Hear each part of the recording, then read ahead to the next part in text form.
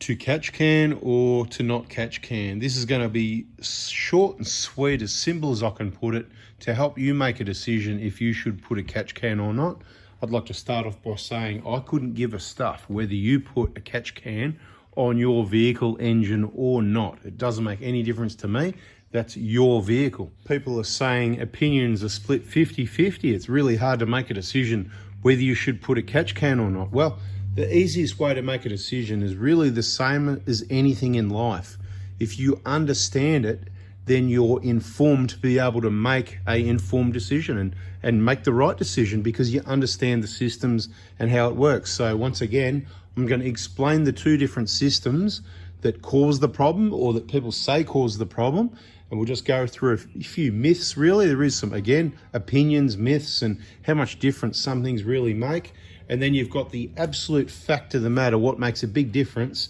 And then you can decide what's the real problem, if you want to fix the real problem, or if you want to be the Band-Aid solution that might help solve the problem, but it's not the real problem, but it's good for companies to make money by selling products. Now, I did say I'd try and make it short and simple, but this is short and simple as I can do it. I'm just not capable of doing it any different than explaining it properly so that you can make a decision. Now, I'm just going to add before we get started, we've got a playlist there called EGR Information, EGR Cleaning. It's specific around 1 kD FTVs, this engine, but any of the info in there will help you generally work on your vehicle anyway.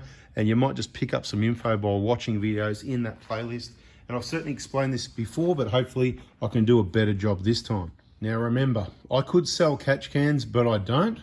And I don't have any interest in whether you have a catch can or not. So I'm just going to save you hundreds of dollars initially by saying, if you trust me, don't bother putting a catch can on your engine. If you don't trust me, you better keep listening to the video and I'll understand why. I will recommend to you, do not bother putting a catch can on your engine. Okay, so there's two systems that are relevant to any engine, but let's be specific. Let's talk diesel engines because generally that's what people's talking about.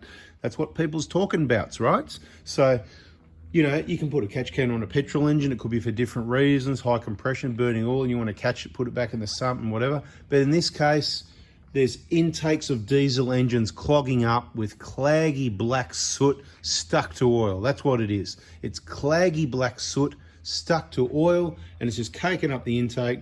Happens on some diesels more than others, but it's going to happen probably pretty much on all of them. I can't say categorically. I don't work on all of them. I only work on the best. It's what we choose to own, use, work on, and maintain long-term and keep using to travel in Australia, remote places.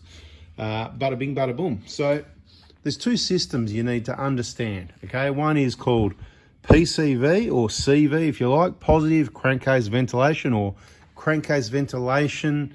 I'll just briefly explain what that is in a moment. And the other one is EGR, exhaust gas recirculation. There's no other real way to put it. That's what it is. Think about that. Exhaust gas recirculation. I'll add a few other words. Exhaust gas recirculation back into your clean intake system. Well, it was clean and cool. It did have some nice cool air that went through an intercooler. A few factors here to just think about, because some people think, oh, if you stop the EGR, then it's going to make the engine hot. The air's going through an intercooler to make it cooler. Well, you know, cooler works better, long story short. We know that filtered air, you know, comes from the air box over here, right? We know that filtered air works better. So why the hell would you bother having unfiltered exhaust gases come back through and into the engine, mixing with your nice, clean and cool air? Bada bing. It just doesn't make sense, does it? Okay, so exhaust gas. So you get, that's a brief picture on both. Now, crankcase ventilation, long story short, okay? Diesel engines, okay? There's different reasons for it, but diesel engines are higher compression. If you don't have crankcase ventilation, now, let's just draw a picture of what the crankcase is. You got the engine, okay? Inside the engine, there's airspace. Down the bottom's your crankshaft. It's probably the biggest airspace around everything. So that's your crankcase, right? And ventilation. It's really, I'd rather call it engine ventilation because it's your whole engine under pressure because the air comes in, it gets compressed, and it goes out, but some of it leaks past the rings and goes down into the sump to the crankcase, and then it's in the engine air, and it's building pressure. It's pressure inside the engine. It's got to escape somewhere. If you don't let it escape, it's going to pop seals. Again, important information. You need to remember all these points. You probably should watch this video again with a pen and paper. Subscribe, turn the bell on, hit the like button, all of that stuff, right? But dot points, right? Engine pressure, right? Now, I just want to quickly say, with the standard crankcase ventilation, there's no way it can become blocked and cause any pressure that you're going to have any problems like popping seals. And of course, that wouldn't happen with catch cans either, would it? We'll get to that soon. Remember, I'm not going to take too long though. You're going to have to check out that other playlist. So, crankcase ventilation, the idea is for all that crankcase gases, we need to let the pressure out, and also there's air in the engine, right? Because the engine runs on air. Remember, air filter through here, wherever it goes in and out and whatever. Let's not confuse it too much at the moment, operation of engine. But air has got moisture in it. So the more moisture in there, you can also get a bit of moisture, and, you know, moisture and water, if you like, doesn't mix well with oil, gets all creamy and mixed up. So depending on the climates, temperatures, humidity, and all these sorts of things, how much moisture you might get. But it's a tiny amount anyway. And it gets evacuated out that same pipe. Same with any sort of gases or anything. To help keep the engine oil clean is the other reason. Long story short, it's the crankcase ventilation is to get rid of the pressure and to help keep the engine oil clean. That's the primary purpose, and in the standard form, it works just fine to do that in doing so. Just like an exhaust fan over the shower, flick the fan on, you know, and it just works, except there's no fan, it's just drawn.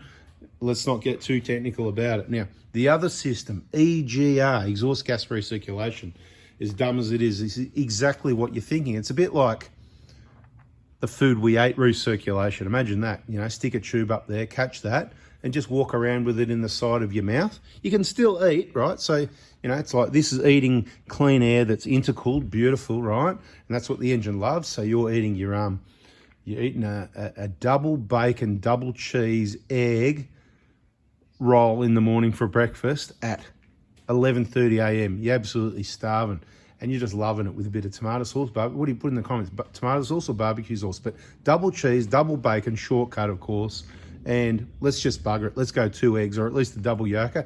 Nice big fat bacon. Who's not going to buy a bloody hamburger roll now to toast it up and put some nice tasty cheese, some bacon, and a couple of eggs in there? Bloody beautiful, isn't it? I think I might have one tomorrow morning. Anyway, point is, you're eating, you're munching away on that going, this is awesome, right?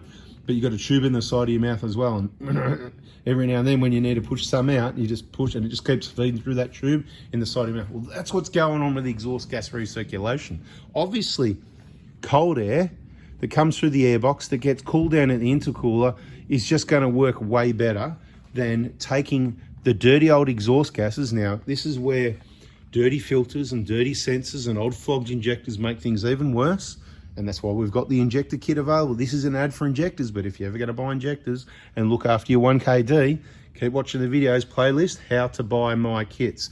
Anyway, I can't do everybody, so take it or leave it. I'm not going to push it too hard. I just want people that care about their vehicles, that really want to look after them, let them know that it's there, it's available for them if that's what they want. Right. So exhaust gas recirculator. So what happens on this engine in particular, there's a little port in the front of the head, which creates a lot of heat because it's got dirty hot exhaust gases coming through it. And it comes through, and I've shown in more detail in all the other videos, so keep watching the videos, throughout this pipe here into the EGR cooler, which is problematic itself really, and I still have not bypassed mine. So far so good, you know, keep your fingers crossed, because there's coolant, right, to cool it down. Let's not go into too much detail, it's in the EGR playlist, but so you've got these hot exhaust gases that are just like hundreds of degrees coming through here into your EGR cooler.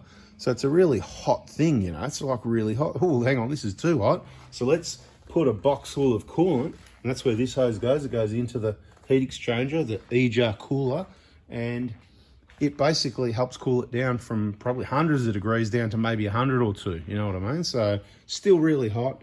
And then that just blends in with your intake at certain load positions. The newer the vehicle, the less load is required to have more exhaust gas recirculation. So your engine effectively, it's a tough engine because it's been running on dirty, rotten, unfiltered exhaust gases with all that soot for years and years and years and years. So it can continue to do so at your choice if that's what you want to do.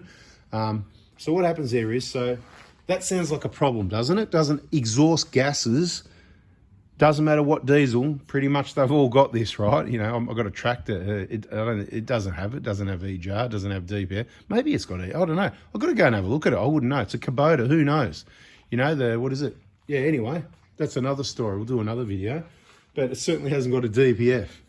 Anyway, bloody reliable. I'll tell you what, you don't even have to glow it. Hit the key, it's been sitting there for a month and boom, fires straight up. Made in Japan, mate. That is the Toyota of tractors. Anyway, another story, like I said. Exhaust gases going into the engine sounds like a bad idea. Well, it is. It's a bad idea, certainly. Some hot gases to cool the combustion, to do things, could be not a bad idea. I'm not going to go into that one, though, whether I think that's good or bad or whatever, but you'd certainly want it filtered if you can. Like you'd on a vehicle, an engine that's got a DPF, you take the hot gases after the DPF, then it's nice and clean. Then we're not talking about catch cans or anything else. All right, so what happens in the engine, besides your engine eating all this crap constantly, a lot of it sticks in the intake. So the intake on this engine, every engine's different, but it's generally so on the intake side, okay, because of the crankcase ventilation, venting from that's what happens, you know, you're venting the air out of the engine, out the top of the engine at the valve cover. It doesn't come out the bottom, otherwise you'd get all this oil. It comes out the top, because what happens with, you know, all the heat and the gases and the moisture, well, it goes to the top as well, and that's where typically you could get sludge under valve covers and that. In some engines, older engines, it's a bit of an old problem, doesn't happen anymore. Let's try and keep it simple. But that is something that happened a long time ago, let's say, for different reasons. Things running a lot cleaner. It's not really much of a problem. So it's ventilated at the top, and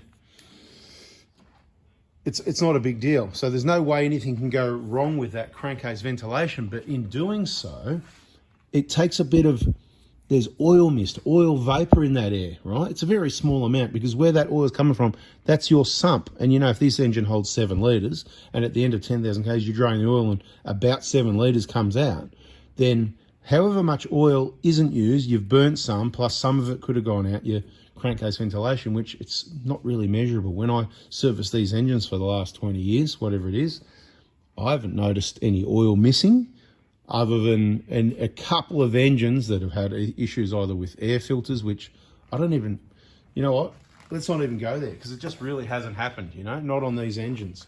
If it has, I'm not going to go into the details of this one, but there'd be a bloody good reason why. So there's that bit of oil in your crankcase ventilation. Remember, it's venting, so it's coming out the valve cover, and it goes down the pipe, basically to the turbo, which goes to your intake. So it puts it through your intake, and it's a super, super light coating of oil. What I need to be clear about is how light this is, right? Unless you've got an old flogged engine that's got heaps of blow-by and blowing heaps of oil out there for whatever reason, and it can come from, you can have oil in your intake from other reasons as well, not just this. But the ones that I've looked at, tested and analysed myself, when I've got the intercooler off and I put my finger, look, okay, so you'll see an accumulation of oil at the joint. It looks bad at the, you know, where the rubber boot is, because there's a gap there. There's a recess where the oil can sit. It's a few drips, but it looks bad. Once you get the intercooler off and ignore that part and stick your finger, say, in the hole of the pipe down there of the intercooler where it goes down, I can put my finger in the pipe and wipe it. It's hardly any oil. It's so light, it's nearly dry. And I've said this in other videos. You know, I used to eat chips. I've just banned chips, by the way. All right, potato chips, banned, not interested. Never want to see the things again. I'll probably eat them at when there's some chips out at some function or whatever. But I'm not buying any chips. I'm not interested in any chips. Chips are gone, right? I'm still addicted to chocolate, but chips are out. Anyway, eating some chips, I could pick up one potato chip and eat it, look at my fingers and go, oh yeah, you could see the oil on them. I'm telling you now, all the testing I've done, looking in these intakes and intercoolers and whatever, I could wipe my finger in the intake and go, man, it's like, you know what, I don't even need to go wash my hands, it's that dry. So let's be clear here, the oil, and the example we're using is the 1 kD intercoolers, is bugger all in general, most cases. It's just so pathetically not there, right? Which tells a story, and that's why the engine doesn't use oil. So a catch can would be getting rid of oil, moist. It will catch all that oil, moisture, whatever was there. And a lot of people said caught bugger all. What I can tell you is the more it catches, and if it becomes restricted, it can cause those restrictions and pop seals on your engine. So it can cause problems. Some people say, oh no, that's just if you get the cheap one or the copy or this brand or that brand. You've got to get a such and such, this brand or that brand, not that brand or that brand.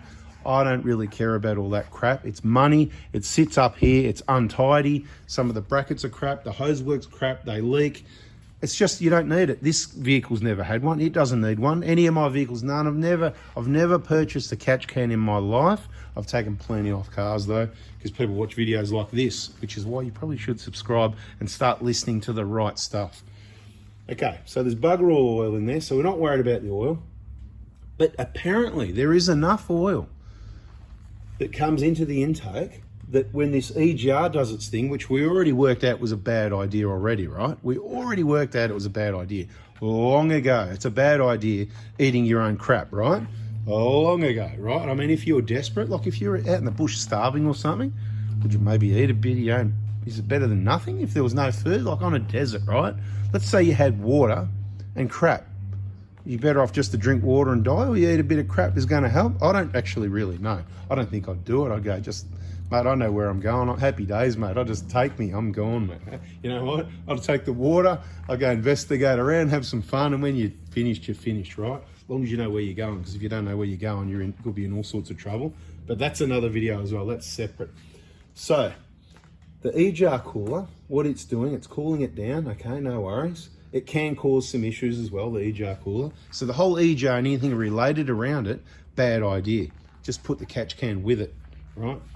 So if you were somehow to make your EGR system not flow, like 0%, or reduce the flow, then your intake's going to stay clean, because we just explained all the soot that's getting recirculated into your clean intake is the problem, whether it's collecting and making a build up there or not. Okay, now the engines are pretty tough, so it's probably not a big problem. So maybe it's not a problem. That can be up for debate, right? I'm saying it's a problem because I want to run my engine on clean filtered air through an intercooler, because it just works better. That's why they invented intercoolers and put it there, because it works better. And then some other brainiacs had to sort of take it all away by putting an EGR and an EGR cooler. Really? You're lucky if you got an early Hilux in Australia, 05, 06, no EGR cooler. That's awesome, right? Still got a bit of EGR, but less flow. Another story. Now, so you see where I'm headed. So getting rid of EGR or reducing EGR, which may be illegal depending what country, what state you're in. I'm not telling you whether you're allowed to do it or not, off-road use only or blah, blah, blah, whatever you want to call it. What I'm saying is, if you were to do that, then that's a nice clean environment for your engine to run in peak condition, right? Without a catch can that could cause problems, that hasn't cost you hundreds of dollars, blah, blah. Look, you could probably pay someone for an EGR Zero. I'd soon do that because the equipment's expensive, time to do it and all that. Pay them some money to do that, then buy a catch can is what I would do if it was legal in the country and state that you're in, that sort of thing, you know what I mean? Or you can get the plate from kaon.com.au. Don't forget the discount code 4B4Diesel, same name as the channel, if you want to get the plate or any other part off their bloody website that you need to upgrade your vehicle. Last of the best. So two systems. PCV, crankcase ventilation, sorry, that's got the very light amount of oil. That's the glue for the soot. Do you get it yet? And the soot is that black stuff that comes out Nissan tailpipes. Sorry, Nissan owners, I had to say it. Audi tailpipes, I meant to say BMW tailpipes, Holden Craptiva tailpipes. You know, all those sorts of cars. I could go on all day. You know, the ones that are just typically pluming out all that black smoke, all that black soot, really bad for you. Don't breathe it, put it on recirculate. That's what the recirculate button's for. I've said that in videos. Put it on recirculate. Don't breathe that in, but that's the stuff that's going into your engine and sticking to that bit of oil. So by putting a catch can, which can cause problems, it may remove the oil, it may not. It may block up. If it does the better job it does, the more restrictive it is, which means, remember, we want the ventilation. If it doesn't work, then we pop seals, we have dirty oil because all the gases stay in there, all the moisture stays in there. It doesn't flow. The straight system comes out the pipe, straight down, out the elbow, straight down the pipe, boom, into the intake. Catch can, big long hose round a bend, maybe a kink here or there, in some sort of can that may or may not be working. Block filter. Filter's free flowing, doesn't do much then. Filter's restrictive, well, could get blocked up and cause problems. Back down another hose, couple of kinks here and there, and back. And you reckon I'm meant to believe that that's going to work as good as Toyota's originally engineered standard system? Mate, you're dreaming, mate. Just like you said on the Castle, mate, you are dreaming, okay? You can stick your catch can where the sun don't shine, you know, bury a hole in the ground, something like that, right? EGR's the problem. There's nothing wrong with crankcase ventilation. We love it. A little bit of oil in there helps with protection against corrosion. It's not there for that, it just happens to do this. It happens to add a bit of lubrication if it's sitting around your valves and that sort of thing, which is better than just dry soot, isn't it, right? A bit of wetness, we like a bit of wetness. I wouldn't mind if I had a bit more wetness in there. It's never, I don't think it's too wet, as long as you still got some oil in your sump. The wetter the better, mate. Keep going and just keep it wet and happy days, right?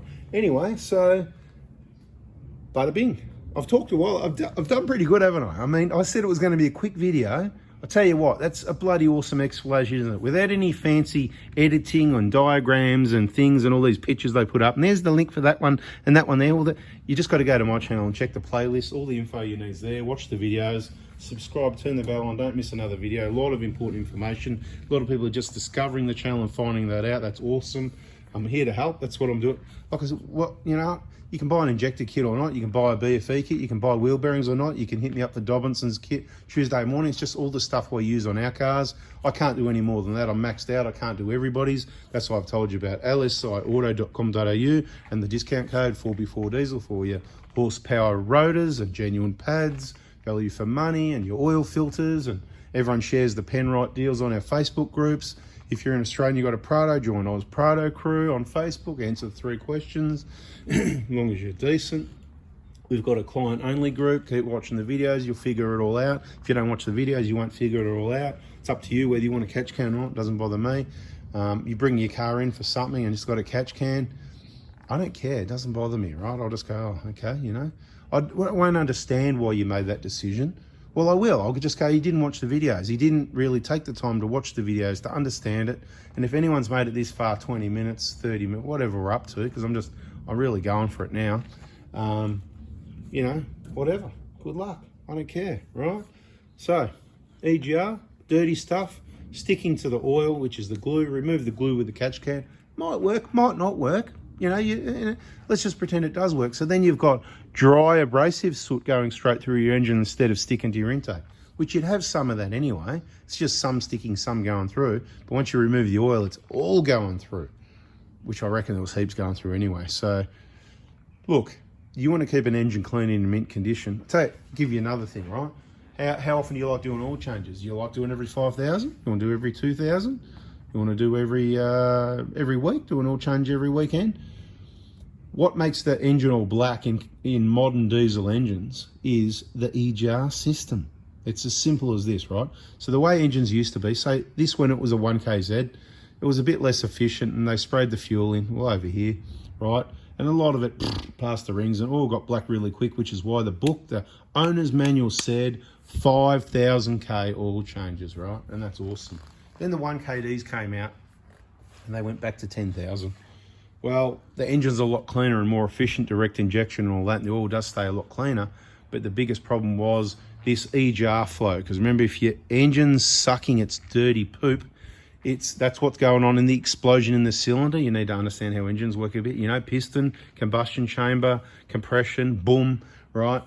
Then the rubbish that's left in there, which means there's got to be some black soot because that's what the engine's living on now, right? If you haven't modified it in any way, it's living on black soot instead of filtered cold air.